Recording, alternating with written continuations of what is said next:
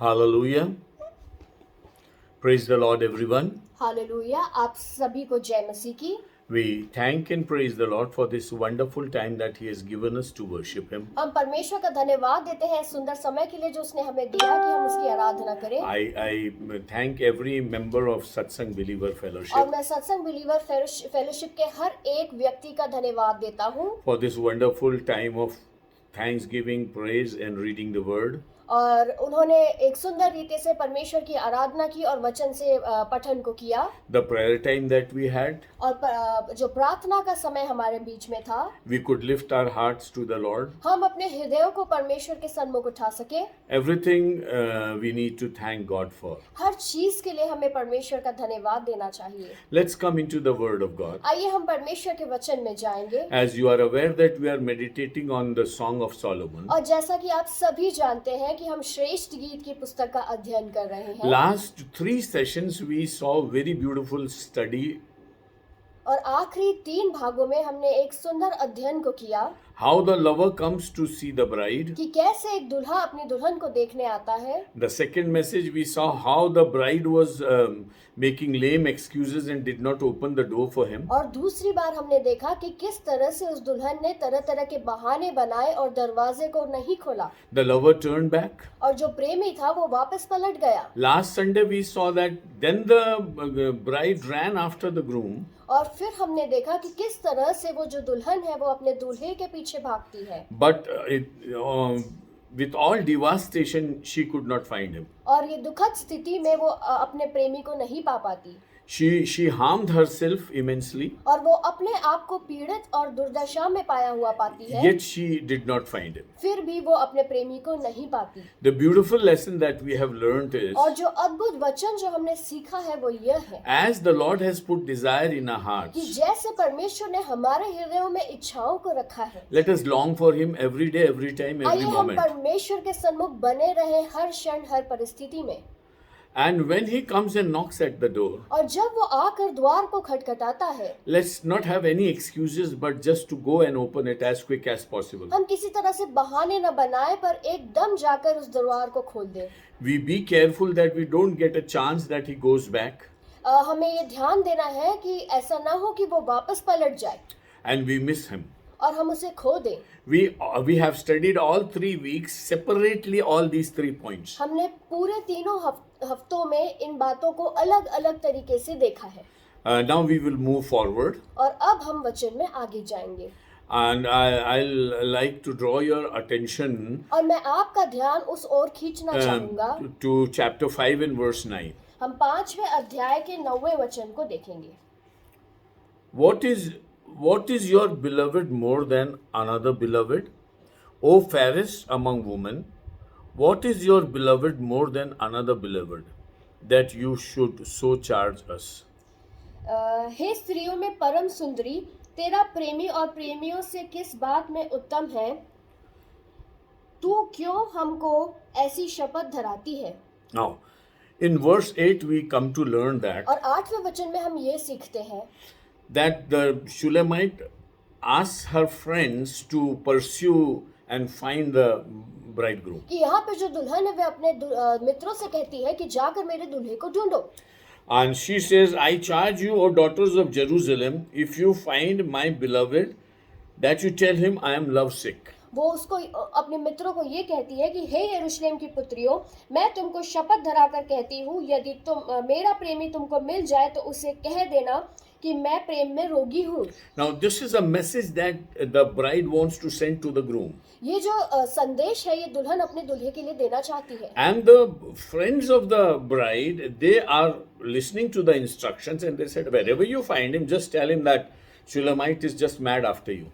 और जो दुल्हन की जो मित्र है उनको वो बोलती है कि जहाँ कहीं भी तुम उसे पाओ उसे ये बोल दो कि वो तुम्हारे प्रेम में रोगी है। I am lovesick. कि मैं प्रेम में रोगी हूँ। I am so sick that I cannot live without him. मैं इतनी रोगी हूँ कि मैं उसके बिना नहीं रह सकती। So the natural question that the girls ask the bride, तो यहाँ पे जो महत्वपूर्ण प्रश्न जो नेचुरल रीति से उत्पन्न होता है वो जो दुल्हन करती है वो यह है, what is your beloved more than another beloved?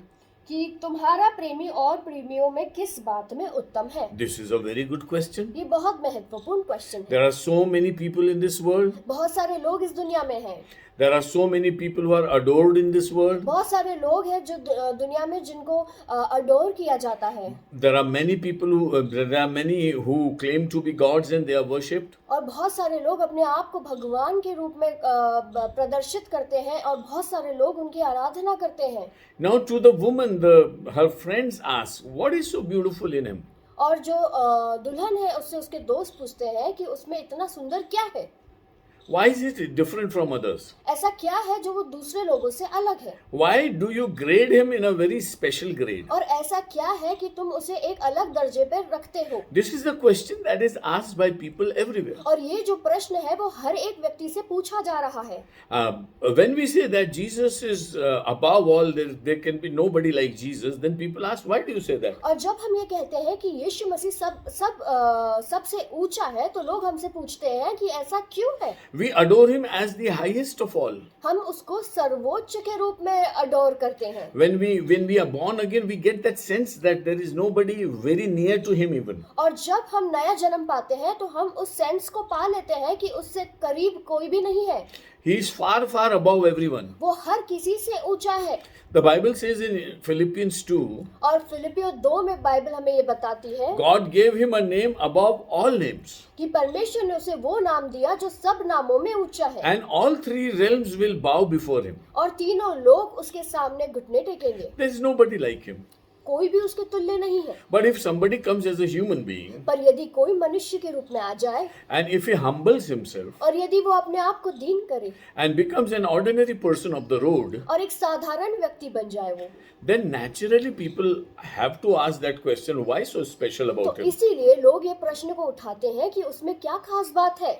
Now see, when we see the beauty of Jesus with our spiritual eyes, और जब हम अपनी आत्मिक दृष्टि से यीशु की सुंदरता को देखते हैं we just adore him. हम उसको प्रेम करते हैं। The Shulamite describes him from verse 10 onwards till 16. और 10 से लेकर 16 वचन तक यहाँ पर जो वधू है वो अपने दूल्हे के बारे में बता रही We है। have already seen that the worldly love is always with a physical attraction. और हमने ये पहले भी देखा है कि जो सांसारिक प्रेम होता है वो फिजिकल अपीयरेंस से होता है। Either you find a person attractive before you get attracted towards him or her, यदि आप ऐसा हो सकता है कि आप किसी के प्रति आकर्षित हो क्योंकि आप उसे फिजिकल रीति से अट्रैक्टेड होते हो, but when you come closer to that person, पर जब आप उसके करीब आ जाते हो then you find many more appreciable things in his appearance or her appearance. और जब आप उसके करीब आते हो तब आप उसमें ऐसी और चीजों को पाते हो जो उसके अपीयरेंस में सुंदर होती है। So she says that he is chief among 10,000s. तो वो कहती है कि वो 10,000 में सुंदर है, Incomparable. उसकी कोई तुलना नहीं है। Because you see, a person who is fairest in 10,000 is a person who must be the fairest in the world. क्योंकि वो व्यक्ति जो 10,000 में सुंदर है वो पूरे संसार में सबसे सुंदर होगा। Now today we are going to talk about the fairness of Jesus Christ. आज हमें परमेश्वर की सुंदरता को देखना है। You see, you need eyes to see the beauty. आपको वो आंखों की जरूरत है कि आप उसकी सुंदरता को देखें। He is beautiful, but unless you have the eyes to see that beauty, you won't be. वो सुंदर तो है पर यदि आपके पास वो आंखें ही नहीं जो उसकी सुंदरता को देखे तो आप उस सुंदरता को नहीं देख पाएंगे। If you turn to Isaiah 53 and first few verses, यदि आप यशाया 53 उसके पहले कुछ वचनों को देखेंगे then the prophet asked the people, तो यहाँ पर जो भविष्यद्वक्ता है वो लोगों से ये पूछ रहा है, the message that was given to you, could you believe it? क्या जो संदेश तुम्हें दिया गया था तुमने उस पर यकीन किया? Did the power of God reveal upon you? क्या परमेश्वर की सामर्थ तुम पर प्रकट हुई? See, the beauty that you need to see in Jesus Christ comes with the revelation and the power of God coming upon you. और जो सुंदरता है जो यीशु मसीह में हम देखते हैं वो परमेश्वर के प्रकाशन से और उसके सामर्थ्य से हमारे जीवनों में आता है। Otherwise he is not beautiful. Turn out Isaiah 50. Otherwise he is not beautiful. और वैसे वो सुंदर नहीं है। See, they spat upon his face, they put a crown of thorn upon his head. उन्होंने उस पर थूका और कांटों का ताज उसके सर पर लगाया। And then Pilate brought him out with all those colorful dress और पिलातुस ने रंग बिरंगे कपड़ों के साथ उसको लेकर आया and said, "See your king." और उसने उसका मजाक उड़ाकर कहा कि अपने राजा को देखो। Pilate perhaps expected that they could see some beauty in him. और जो पिलातुस था वो ये उम्मीद कर रहा था कि वो लोग उसमें कोई किसी तरह की सुंदरता को देखेंगे। Because Pilate was not very happy executing him. पर जो पिलातुस था वो खुश नहीं था उसको इस जगह पर लाने पर। See, he didn't want Jesus to be killed because he knew that he was innocent. और वो ये नहीं चाहता था कि यीशु क्रूस की मृत्यु को सहे, क्योंकि वो जानता था कि यीशु की कोई गलती नहीं है। Somehow he wanted to just get rid of that situation. और किसी तरह से वो चाहता था कि वो उस सिचुएशन से अलग हट जाए। So one more attempt he made और एक और मौका उसने लिया when Jesus was in a very bad shape. जब यीशु की बहुत बुरी दुर्दशा हो गई And he was beaten like anything, and he was insulted like anything, and then with all those royal dress he was brought before the people. और उसको बहुत बुरी तरह मारा गया और उसकी बहुत बुरी तरह इंसल्ट की गई और वो रॉयल कपड़े पहनाकर उसको लोगों के सामने लाया गया। The deeper question is, why did Pilate do that? गहरा प्रश्न यहाँ पर वो जो उठ रहा है वो यह है कि पिलातुस ने ऐसा क्यों किया? Was it necessary? क्या यह जरूरी था? He was already much insulted. बहुत ज्यादा उसकी इंसल्ट हो चुकी थी पहले ही। What did Pilate expect people while they look at him? तो पिलातुस लोगों से क्या अपेक्षा कर रहा था जब वो उसकी ओर देख रहे थे? He expected a turnaround in the view of the people. वो चाह रहे थे कि लोगों के सोचने का नजरिया बदल जाए। And they said, no, this is enough. You have insulted him, you have beaten him much. Now leave him. वो ऐसा सोच रहे थे कि वो लोग ऐसे कहेंगे कि हाँ तुमने काफी मार लिया, उसकी काफी निंदा कर ली है, अब उसे छोड़ दो। Pilate Pilate gave a mercy appeal to the people. और पिलातुस जो था वो लोगों को एक मर्सी अपील देना चाहता था। But God wanted people to see a beauty in Jesus पर Christ. परमेश्वर चाह रहा था कि यीशु मसीह में वो उसकी सुंदरता को देखें। Because he was made bad because of us. वो बुरा इसीलिए बना, वो बदसूरत इसलिए बना क्योंकि हमारे पापों के कारण। He was bruised because of our sins. उसको मारा गया हमारे पापों के लिए। See what Isaiah 53 first 3 verses say. यशाया 53 उसके पहले 3 वचनों में ऐसा लिखा है, जो समाचार हमें दिया गया उसका किसने विश्वास किया और यहोवा का भुजबल किस पर प्रकट हुआ, क्योंकि वह उसके सामने अंकुर के समान और ऐसी जड़ के समान उगा जो निर्जल भूमि पे फूट निकले। उसकी ना तो कोई सुंदरता थी कि हम उसको देखते और ना उसका रूप कि हम उसे हमें ऐसा दिखाई पड़ता कि हम उसको चाहते। वह तुच्छ जाना जाता और मनुष्यों का त्यागा हुआ था। वह दुखी पुरुष था, रोग से उसकी जान पहचान थी और लोग उससे मुख फेर लेते थे। Now this is what Isaiah is writing. और यशाया ये लिख रहा है। And it's like an eye opener for the people. और ये उनके लिए आंख खोलने की जैसा है। You know why? क्यों?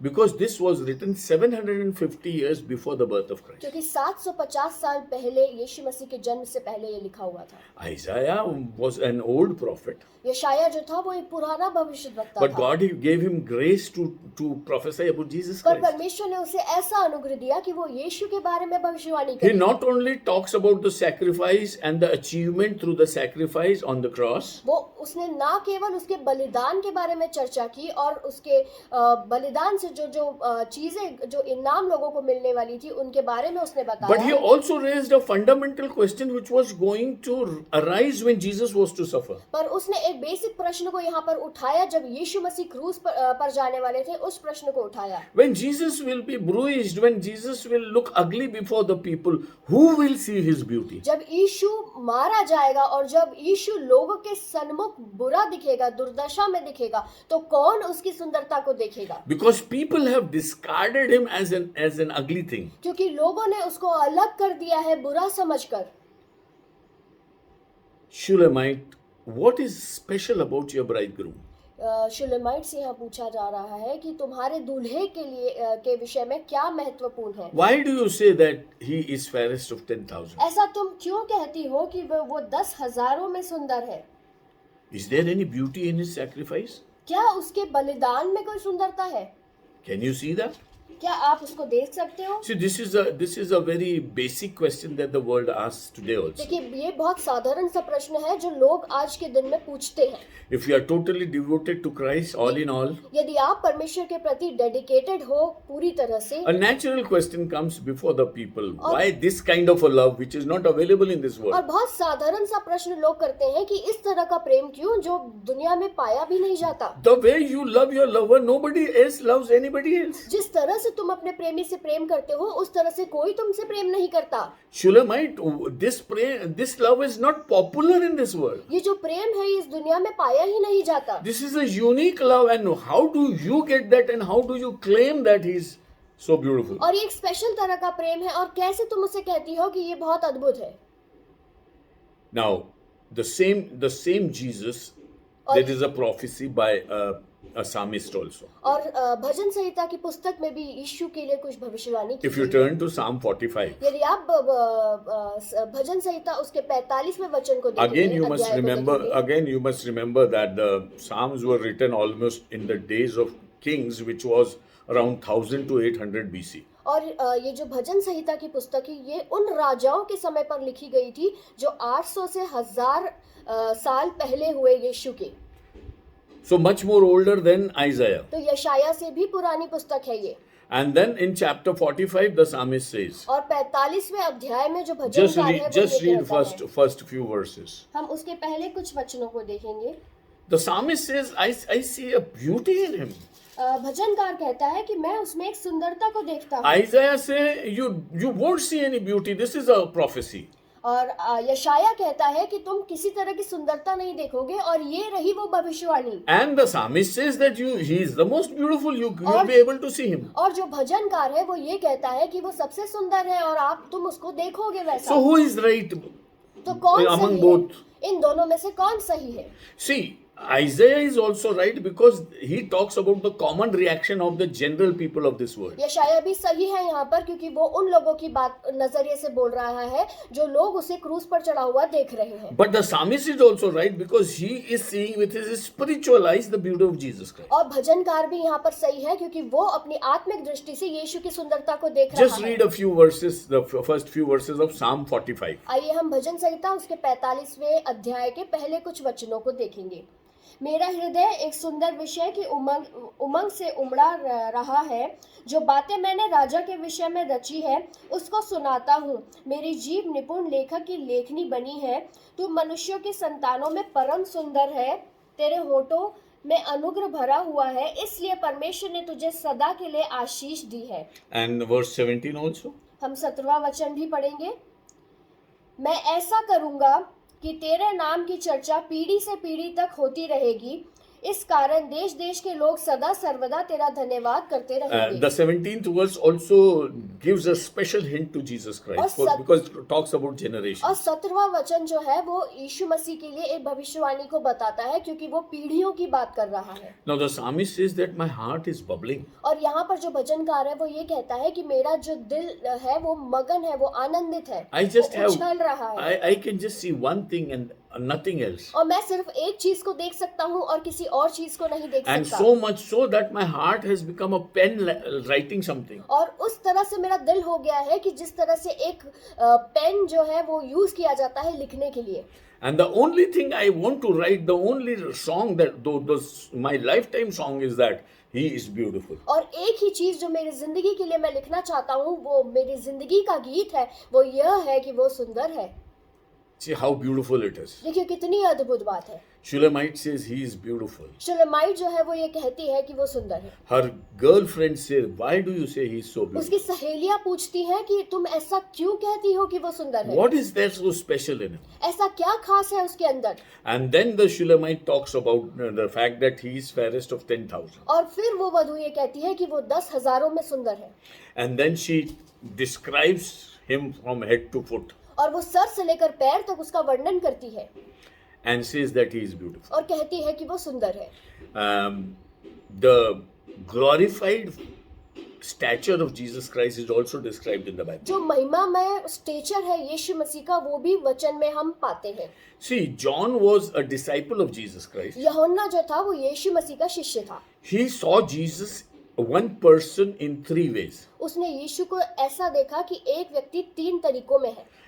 In the Gospel of John, he says that in the beginning was the Word and the Word became flesh. और यूहन्ना की रचित सुसमाचार में हम देखते हैं वहाँ पे ये लिखा है कि आदि में वचन था, वचन परमेश्वर के साथ था और वचन परमेश्वर था. So he says that Jesus is nothing but God's Word personified. वो ये कहता है कि यीशु कुछ भी नहीं है पर परमेश्वर का वचन जो पर्सोनिफाई हो गया But है. when we go to the first letter of John, और जब हम पहली पत्री यूहन्ना की देखते हैं then he says that Jesus I'm talking about, who lived on this earth, with whom I spent time, with whom I ate, and with whom I had a relationship. और मैं उस यीशु की बात कर रहा हूँ जिसके साथ मैं रहा, जिसके साथ मैंने भोजन किया और जिसके साथ मेरा एक संबंध था.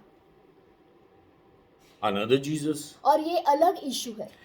He knows him very personally as a loving friend. और वो उसको पर्सनली जानता है अपने प्रेमी के रूप में. And moreover to say that Jesus acknowledged that he loved John and John acknowledged that he loved Jesus. और यीशु जो था वो ये बताता है कि वो यूहन्ना से प्रेम करता है और यूहन्ना जो है वो सबके सामने ये एक्सेप्ट करता है कि वो यीशु से प्रेम करता So है. their love affair, their special love for each other was not hidden from anybody. तो उनका जो प्रेम था एक दूसरे के लिए वो किसी से छुपा नहीं था. It was so deep that when there was a question of asking who will betray Jesus, Peter was looking at John with an expectation that he should ask Jesus. और जब ये प्रश्न किया जा रहा था कि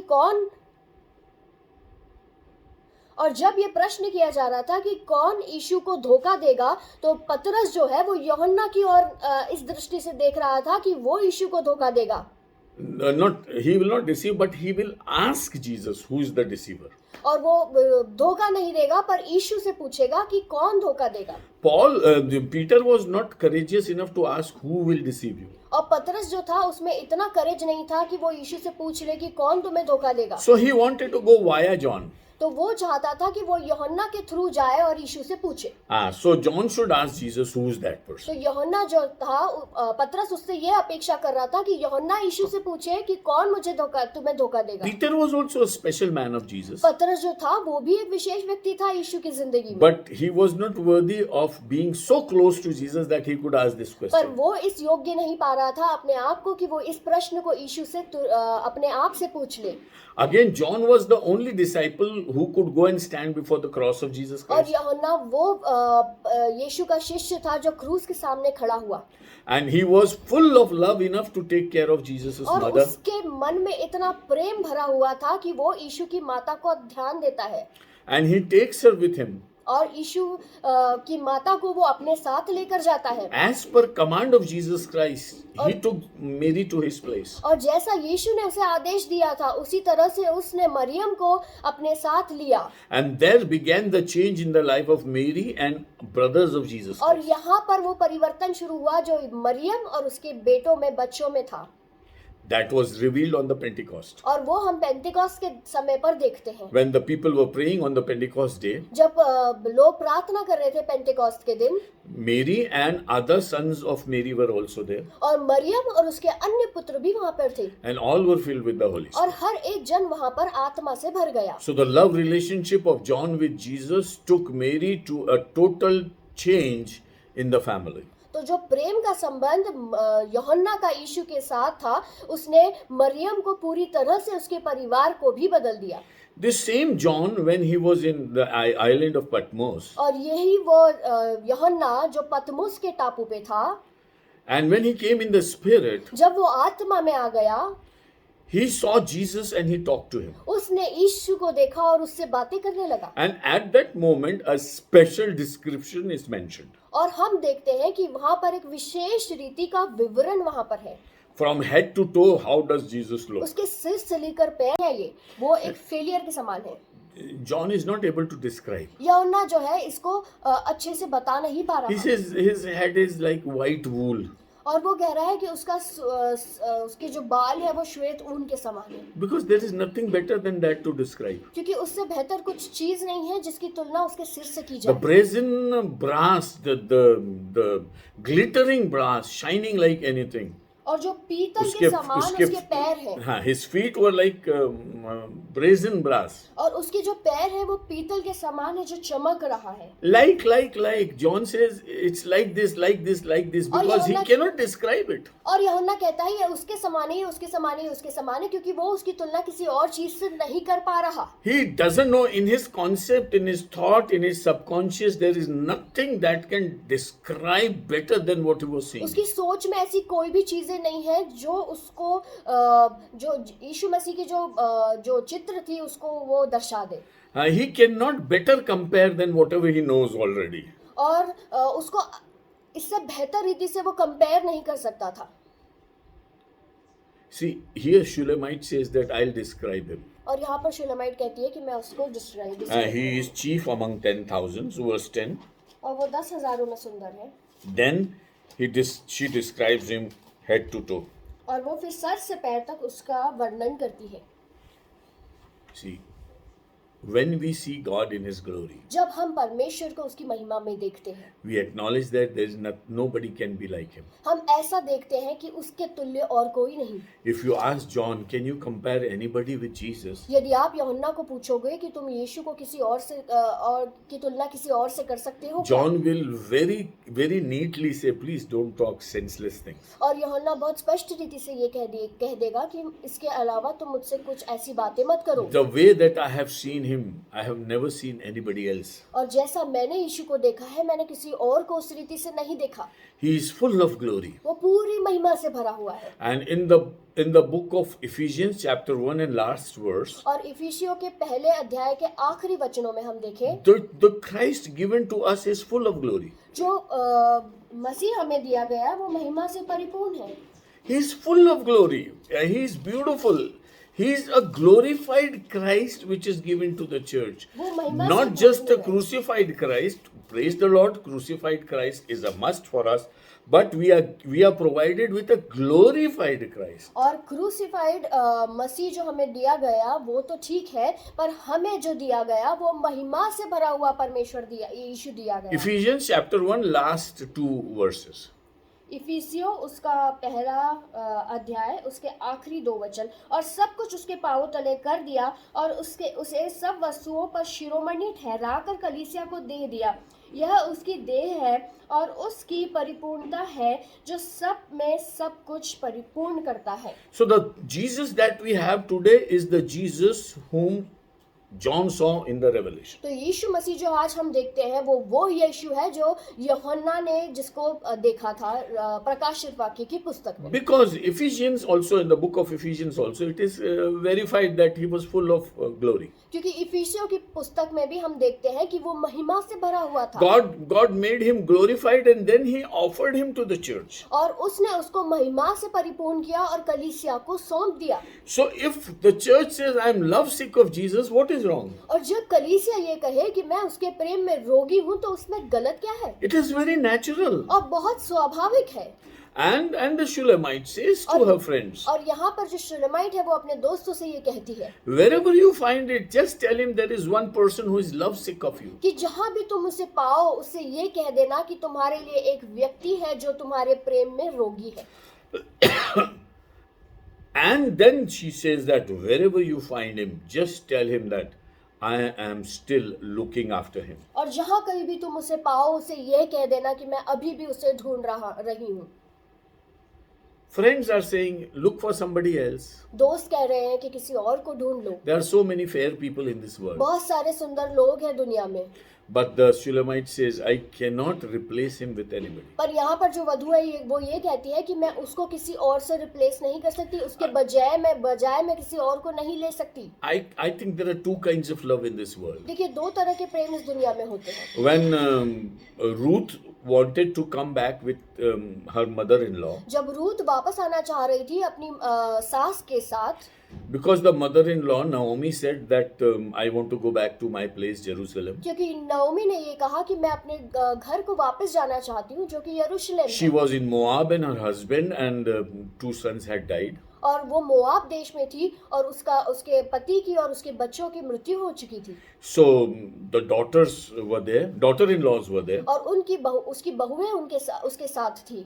The two daughter-in-laws were there, and she was worried about their future और also. दो बहुएं उसके साथ थी और उसको उन बहुओं की जिंदगियों की चिंता थी। So, as a caring and good mother-in-law, और एक अच्छी और केयर करने वाली सास होने के नाते she offered them to go back to their places. उसने उनसे कहा कि अपनी अपनी जगह वापस चले जाओ, Go to your father's house. अपने पिता के घर वापस चले जाओ। May the Lord bless you. You may find another husband and you may have a settled life. परमेश्वर तुम्हें आशीषित करे और तुम एक दूसरे व्यक्ति को, एक पति को पालो और परमेश्वर तुम्हें आशीष दे और तुम्हारा एक घर बसे। So one of the daughter-in-laws, whose name was Orpha, और एक बहू जिसका नाम ओरपा था, she agreed with Naomi. उसने नओमी ने जो कहा था उसको वो मान गई And she said she is talking sense. और उसने ये सोचा कि हाँ ये सही बात बोल रही है My future is no future with her in Jerusalem, a new place. और मेरा कोई भविष्य नहीं है उस जगह पे जो कि मेरे लिए नहीं है और जो यरूशलेम है। And Jews are so selective that they'll never marry a Moabite. और जो यहूदी है वो इतने ज्यादा सिलेक्टिव है कि वो मोआब की लड़कियों से कभी शादी नहीं करेंगे। So I'll be staying there with my mother-in-law. The moment she dies, I'll be like an orphan. और मैं अपनी सास के साथ वहाँ पे रहूंगी और जैसे ही वो मर जाएगी और मैं वहाँ पर अकेली हो जाऊंगी, अनाथ हो जाऊंगी। So she felt that Naomi was talking sense. तो उसने ये सोचा कि नओमी जो है वो कुछ अच्छी बात कर रही है। And when Orpha heard what Ruth was saying, और जब ओरपा ने सुना कि रूथ क्या कह रही है, she felt that she is talking nonsense. तो उसने ये सोचा कि ये तो व्यर्थ की बातें कर रही है। She says, Naomi, I won't leave you. उसने अपनी सास से ये कहा कि नओमी मैं तुम्हें छोड़कर नहीं जाऊंगी। Never tell me about that you want to leave me. और कभी ये मत कहना कि मुझे छोड़कर चली You जा। should not even think about it. You should not even speak about leaving me. तुम्हें सोचना भी नहीं है और तुम्हें कहना भी नहीं है कि तुम मुझे छोड़ो। I will never leave you. I'll go with you always. और मैं तुम्हें नहीं छोड़ूंगी और मैं तुम्हारे साथ ही जाऊंगी। And what Ruth told Naomi और जो रूथ ने नओमी से कहा is what bride says to the husband and husband says to the bride in the church today. और आज वही कहानी हम देखते हैं, जो दुल्हन है वो दूल्हे को बोलती है और जो दूल्हा है वो दुल्हन को बोलता है कलीसिया में। I love you forever. कि मैं तुमसे प्रेम करता हूँ सदैव के लिए। And until you are there, nobody else will come into और my जब life. तक तुम मेरी जिंदगी में हो कोई भी मेरी जिंदगी में नहीं आ सकता। And your God will be my God. Your life will be my life. और तुम्हारा परमेश्वर मेरा परमेश्वर होगा और तुम्हारी जिंदगी मेरी जिंदगी I होगी। totally share my life with you. और मैं अपनी जिंदगी को तुम्हारे साथ बांटती हूँ। And until death do us apart, we'll all be और together. जब तक मृत्यु हमें अलग ना करे हम एक साथ रहेंगे। Same thing Ruth told Naomi. और ये सेम चीज जो है वो रूथ ने नओमी से कहा। We do not know when Orpah and Ruth married their husbands, did they ever say that? और हमें नहीं पता कि जब रूथ और नओमी की ओरपा की शादी हुई थी तब उनके पतियों ने उनसे ऐसा कहा था कि नहीं। We do not know what custom they married each other and what was the practice in the land, whether they had an Israelite marriage or a Moabite marriage. We do not know. हमें नहीं पता कि उस समय किस तरह का विवाह होता था और वो किस तरह के ट्रेडिशंस को फॉलो करते थे। वो इजरायली प्रथा को फॉलो करते थे या मोआबी प्रथा को फॉलो करते थे, हमें नहीं पता इस बारे में। So what a husband talks to a wife and what a wife speaks to a husband, some other people also can speak to each other. और जो पति और पत्नी अपने बीच में बातें करते हैं वो कुछ और लोग भी कह सकते हैं एक दूसरे से। See, this is the kind of love that the God wants among people. देखिए इस तरह का प्रेम परमेश्वर अपने लोगों से चाहते हैं। See, God was pleased with Ruth's stand. परमेश्वर जो है वो रूथ के स्टैंड से आनंदित थे। Orpah was saying perhaps that Ruth is talking nonsense, but God was saying that Ruth is talking sense. Orpa को लगा कि रूथ जो है वो व्यर्थ की बातें कर रही है, पर परमेश्वर की दृष्टि में रूथ सही बातें कर रही She थी। was a very sensible lady. वो बहुत अच्छी बातें कर रही थी। See, a deeper love, a true love takes you to such a platform where other might say that she is not talking sense, but you know that God is with you in that decision. एक गहरा प्रेम जो है वो आपको इस level तक लेकर जाता है कि इर्द गिर्द के लोग जरूर आपको ये कहेंगे कि ये बेवकूफ़ी की या व्यर्थ की बातें कर रही है, पर आपका परमेश्वर जानता है कि आप जो डिसीजन ले रहे हो वो सही है। So in this world, we have to learn from these experiences. तो इस दुनिया में हमें इन सब चीजों से सीखना है। See, there are good things and there are best things. कुछ अच्छी चीजें भी होती है और कुछ बेस्ट चीजें भी होती है, You have to choose between two goods. और आपको दो अच्छी चीजों में से अपना चुनाव करना है। Orpah had, both of them had two goods. और इन दोनों के पास दोनों अच्छी अच्छी चीजें थी। One good was to be better, comfortable good was to be in the father's house. और एक कंफर्टेबल अच्छाई की बात वो ये थी कि अपने पिता के घर पे जाए। And Naomi told that good to those daughters. और नओमी ने अपनी दोनों बहुओं को अपनी अपनी सलाह दी थी। Perhaps Naomi had a conviction that she will be walking alone to Jerusalem. और नओमी को ये पता था शायद कि वो अकेले जाकर यरूशलेम में बसेगी। Perhaps she must have not dreamt that there would be somebody else who will stick to her and say that we will और not leave. उसने शायद अपने सपने में भी ये नहीं सोचा होगा कि उसके साथ कोई होगा जो उसके साथ यरूशलेम तक जाएगा। Ruth's love for Naomi Ruth का जो प्रेम था नओमी के लिए, designates or shows the love of church for Christ. वो ये बताता है कलीसिया का प्रेम परमेश्वर के लिए। Where you give a promise to the Lord and say that you are fairest of 10,000 and I won't leave you at any cost. जब आप परमेश्वर से ये कहते हो कि आप 10,000 में सुंदर हो और मैं आपको किसी भी हालात में नहीं छोड़ूंगी। This is what Ruth teaches us. और ये हमें रूथ सिखाती है। And remember, she is an Old Testament character. और हमें इस बात को समझना है और याद रखना है कि वो एक पुराने नियम का कैरेक्टर है। And we are in a post-Christ era. और हम जो है वो ख्रिस्त के पुनरुत्थान के बाद की पीढ़ी है। We are the church generation. और हम जो है वो कलीसिया की पीढ़ी है। See, God wants every person to say that what Ruth had said to Naomi. परमेश्वर हर एक व्यक्ति से वो बात कहना चाहता है जो रूथ ने नओमी से कही। Are you willing to say, Jesus, you are my everything? क्या तुम ये कहने के लिए तैयार हो और आप ये कहने के लिए तैयार हो कि हाँ परमेश्वर आप मेरे लिए सब कुछ है। For me to live is Christ and to die is gain. मेरे लिए जीना मसीह और मरना लाभ है। Are we able to say that? क्या हम इस बात को कह पाते हैं? That is what God needs us to say. और ये परमेश्वर हमसे चाहता है कि हम इस बात को कहें। See, this is a hint that Solomon is giving to the church in the olden times itself. और पुराने नियम में भी सुलेमान कलीसिया को ये बातें बता रहा है। Song of Solomon designates us or takes us to that place where we can see the love of the church for Jesus Christ. और श्रेष्ठ गीत की पुस्तक हमें उस प्रेम को बताता है जो कलीसिया का प्रेम यीशु के लिए होगा। So church should talk something that the world says is nonsense. और कलीसिया को वो बातें करनी है जो लोग कहे कि ये नॉनसेंस बातें कर रहे हैं। Church should be like Ruth in her statement. और चर्च को रूथ के समान होना है अपने वाक्यों में। If the church becomes Orpah in her statements, यदि कलीसिया जो है ओरपा बन जाए अपने वाक्यों में, then she will miss the blessings of Jerusalem. तो वो अपने यरूशलेम की आशीषों को खो देंगी। Orpah does not know that there are special blessings for a loving person waiting in Jerusalem. Orpa नहीं जानती कि एक स्पेशल आशीष है यरूशलेम में उस व्यक्ति के लिए है जिसका स्पेशल प्रेम है। When you love, you get the reward. यदि आप प्रेम करते हो तो आपको इनाम भी मिलेगा। Ruth was privileged to be a lady who was in the generations of Jesus Christ. और रूथ जो है वो आशीषित स्त्रियों में से थी जो यीशु मसीह की वंशावली में आती है। And David was born in her clan. और दाऊद जो है वो उसके पीढ़ी में पैदा हुआ। She was married to Boaz. और वो उसका विवाह बोअज से हुआ। And thus she was attached to the clan of Jesus Christ. और उस रीति से वो यीशु मसीह की पीढ़ी में अटैच हो गई। If you ask Ruth, what did you gain?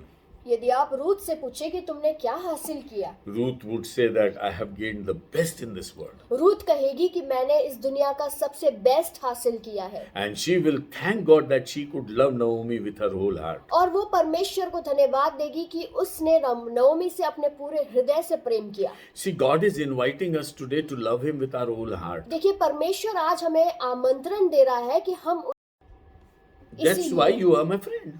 इसीलिए तुम मेरे दोस्त हो I can share my life with you. और मैं अपनी जिंदगी तुम्हारे साथ बांट सकता हूँ I can make you a stakeholder with me. और मैं तुम्हें अपना भागीदार बना सकता हूँ। This is a new relationship that Jesus has developed with his disciples. और एक नया संबंध है जो यीशु मसीह ने अपने चेलों के साथ A very उत्पन्न recent किया। relationship. और बहुत नया संबंध है Till now they were servants, और अभी तक वे उसके दास थे but now they are friends. पर अब वे उसके दोस्त हैं।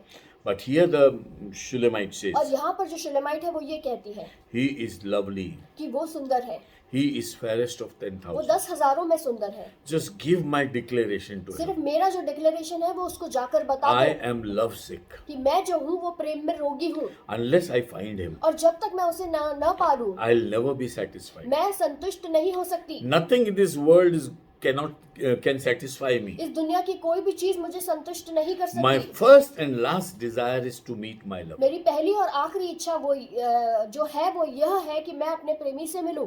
Declare it to everybody. आज सबको बता दो।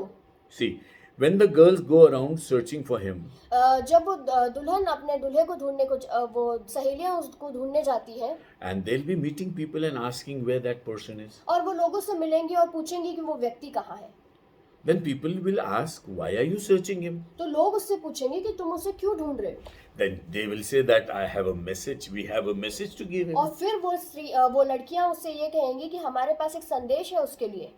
Then people will ask, what is your message to give him? और लोग उससे पूछेंगे कि क्या संदेश देना चाहते हो। Then tell him that there is somebody who is lovesick for him. तो उसे बता देना कि कोई व्यक्ति है जो उसके लिए प्रेम में रोगी है। You give a message to him. एक संदेश दे देना। And when you find that the lover knows that the bride is waiting for him, और जब आप ये पाते हो कि उस प्रेमी को पता चलेगा कि उसकी दुल्हन उसके लिए इंतजार कर रही है, he will run after to meet her. तो वो भागेगा उससे मिलने के लिए। You see, he leaves heaven and comes to this earth to take us to heaven. वो स्वर्ग को छोड़कर हमारे पास आता है कि हमें स्वर्ग में ले जाए। He's gone beyond us. और वो हमसे पहले गया है। Next week we will see what does it mean to tend the sheep somewhere else. और अगले हफ्ते हम ये देखेंगे कि उसका क्या मतलब होता है कि अपने भेड़ों को कहीं अलग चराना है। Okay, I'll give you a hint. मैं आपको एक थोड़ी सी हिंट देना चाहता हूँ। The church feels that Christ is for them, कलीसिया जो है वो ये सोचती है कि मसीह उनके लिए है and the Messiah feels that he is for so many people who are lost in this world. और मसीह जो है वो उनके लिए है जो इस दुनिया में खो गए हैं। So the bride wants to hold on to him and say, just be with me. और जो दुल्हन है वो उसको पकड़ कर कहना चाहती है कि सिर्फ मेरे साथ रहो। But the groom says, no, I have to tend my sheep. पर जो दूल्हा है वो ये कहता है कि मुझे अपनी भेड़ों को चराना है। So love the Shulamite is one aspect of his life. और प्रेम जो शुलेमाइट का है वो एक एस्पेक्ट है उसकी जिंदगी का। But looking after the sheep is the other important aspect of his life. पर जो भेड़ को चराना है वो एक अलग एस्पेक्ट है उसका। He's going into this world to catch many more people who have to come into the वो इस kingdom. दुनिया में जा रहा है कि परमेश्वर के राज्य में वो लोगों को इकट्ठा कर ले। So wherever he is tending his sheep, better you go after him. और जहाँ जहाँ वो अपनी भेड़ों को चरा रहा है अच्छा होगा भला होगा कि आप वहाँ चले जाएं। The Shulamite has already said that we have seen in the previous chapters. और पहले कुछ अध्यायों में हमने देखा कि शुलेमाइट जो है वो ये कहती है Tell me where you rear your sheep, where you tend your sheep. कि तुम अपनी भेड़ों को कहाँ चराते हो मुझे बताओ। I'll put my tent there. और वो ये कहती है कि मैं अपने तंबू को वहीं गाड़ूंगी। Why should I wander here and मैं there in इधर search उधर of क्यों you? भटकूं तुम्हें ढूंढने के लिए। Find him in the church. उसको कलीसिया में ढूंढो Find him in the new people who are falling in love with Jesus. और नए लोगों में ढूंढो जो उसके प्रेम में डूब रहे हैं। Find him in the sheep that he is tending. उन भेड़ों में उसे ढूंढो जिसकी चरवाही यीशु कर रहे हैं। You will find him. आप उसे पालोगे। Don't sit in your place with a demand asking him to come. अपनी जगह पर मत बैठिए ये उम्मीद करके कि वो आ जाएगा। Go where he is tending his sheep. वहां जाइए जहां पर वो अपने भेड़ों को चरा रहा है। Definitely you will find him. आप 100% उसे पाओगे। And you will come out of this life of separation to a life of union. और आप जो इस सेपरेशन की जिंदगी से एक यूनियन की जिंदगी में आ जाओगे। This is what God wants us to do. और आज परमेश्वर हमसे ये चाहते हैं। I think we should stop here.